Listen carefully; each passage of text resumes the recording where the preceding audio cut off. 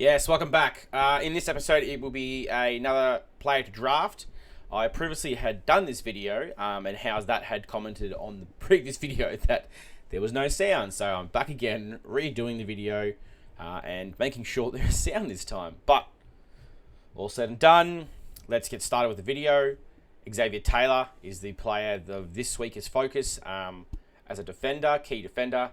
Out of Eastern Rangers, 191 centimetres. I've seen some say 192. Ranking to go roughly in the top 5. Most positions he's in the top 10, but if you take away academy players and any other bids, he roughly pushes up towards top 5. I could see him going to Richmond as more of a broad replacement because he's not that 195 to 196, that big key defender, but he's not pushing into the low mid-90s where he's a small defender. So I'll go through some of his stats, and there's a summary at the end of the video on Rookie Me Center, so you're all welcome to go read this. I'll give you his strengths and things that they think he should be improved on, and you probably could see that evidently in some of his videos. So if you jump onto Footy and Stuff, he has the highlights from the qualifying, the prelim, and the grand final of Xavier Taylor. He did win best on ground in the grand final, and he had a brilliant game. And he starts to show he's a very good leader. But a lot of things that they say that he needs to, his strengths, he definitely stands out in his highlights. So the first one they have aerial ability. So he's a very good overhead mark. He gets the leap up. So very similar to Broad. In his prime, used to be able to do that quite well. Nick Flostone was very similar. And I love that ability because it means you don't have to just focus on having strength. You have that ability to leap. So probably pretty similar to Josh Gipkiss in his draft time. He was a very aerial defender. Athleticism, which is great, and means he's probably obviously powerful, fast, and he has the ability to get low to the ground. Competitiveness, one of the big ones that I love the most about him is his competitiveness. Watching his highlights, you show that he doesn't give up. It's not one of those players where he gets the ball, does his job, and that's it. Boom, no, it's not enough. If he makes a mistake, he'll go again until he either repeats it or fixes it. And then consistency, which is a great one. A lot of the time we have, sort of Sullivan Roby. As much as I am a big of a fan of Sullivan Roby, we can't say he's been consistent because we haven't seen him through the Coates League. We have seen him through Roeville, but he ebbed and flowed.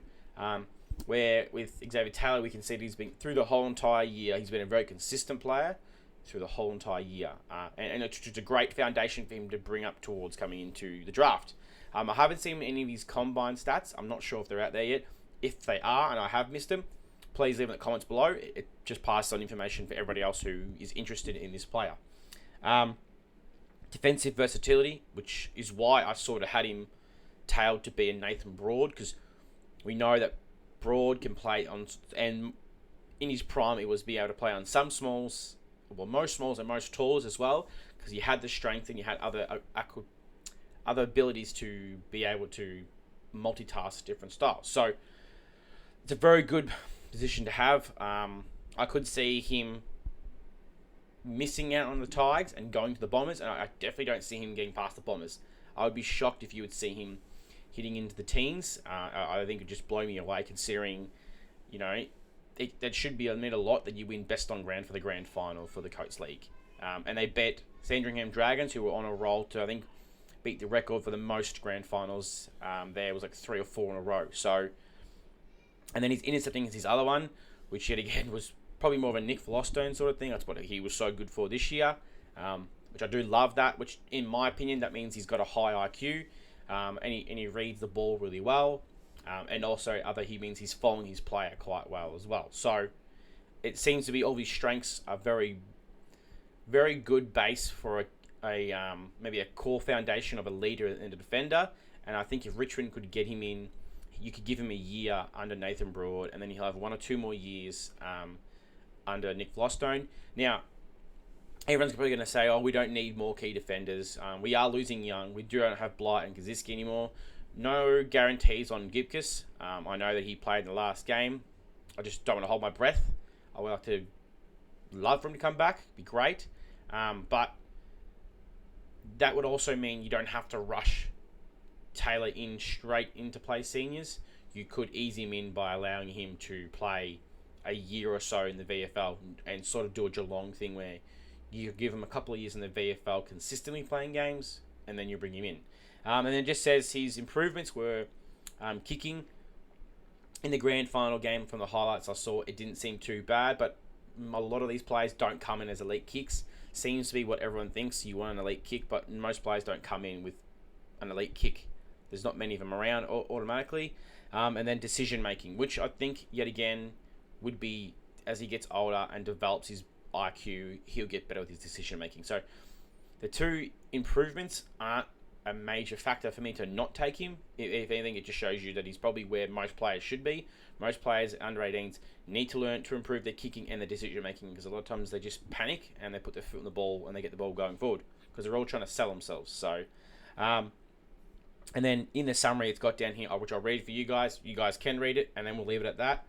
And I'll let you guys make a decision on if you would take him at Richmond or what other club you think would take a chance on probably one of the better probably the best key defender in the draft this year. So it says, as an outliner, Xavier, so it says Taylor is in high demand given his relative niche as across the general top defender.